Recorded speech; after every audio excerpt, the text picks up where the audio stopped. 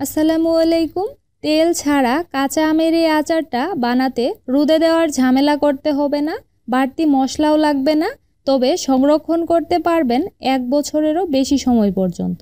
বানানো যেমন সহজ, খেতেও তেমনই মজার। এই আচারটা একটু বেশি করেই বানিয়ে রাখবেন, না হলে কিন্তু পরে আফসোস হবে। তাহলে আচারটা বানানোর জন্য আমি এখানে নিয়েছি 1 কেজি কাঁচা আম। আর আমের খোসাগুলো ছাড়িয়ে পরিষ্কার করে ধুয়ে তারপর এরকম বড় বড় টুকরো করে কেটে নিয়েছি এবং আমের আটির অংশটুকু ফেলে দিয়েছি। আপনি চাইলে আটি সহও আচারটা বানিয়ে নিতে পারেন। তারপরেতে 2 কাপ দিয়ে দিচ্ছি চিনি। 1 কেজি আমে 2 কাপ চিনিতে কিন্তু খুব বেশি মিষ্টি হবে না, একদম পারফেক্ট হবে।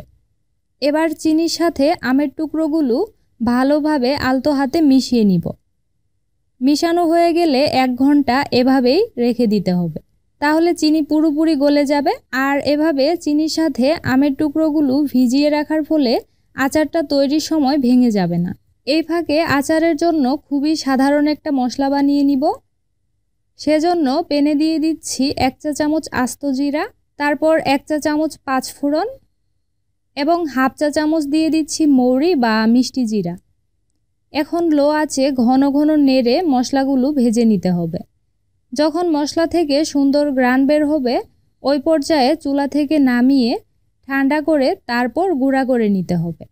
এদিকে 1 ঘন্টা রেস্টে রাখার পর দেখতেই পাচ্ছেন চিনি গলে বেশ খানিকটা পানি উঠেছে। এবার আম চিনির এই সবটুকু মিশ্রণ হাঁড়িতে দিয়ে দিচ্ছি।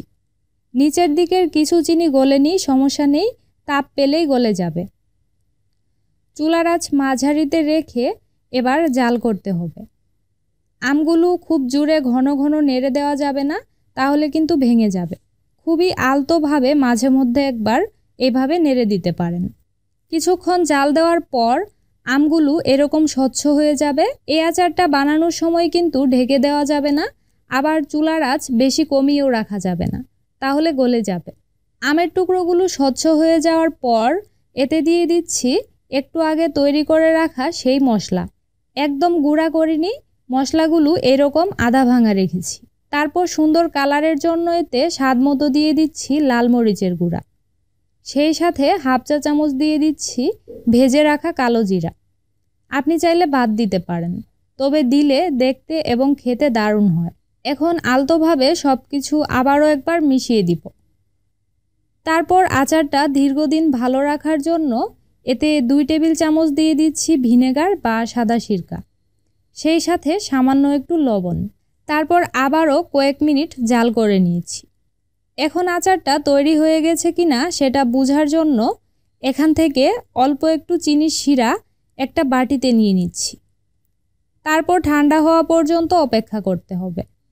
যখন দেখবেন চিনির শিরাটা ঠান্ডা হয়ে এরকম এক জায়গায় জমে ঘন হয়ে গেছে, মানে শিরাটা গড়িয়ে পড়ছে না, তখন বুঝতে হবে আচার তৈরি হয়ে গেছে।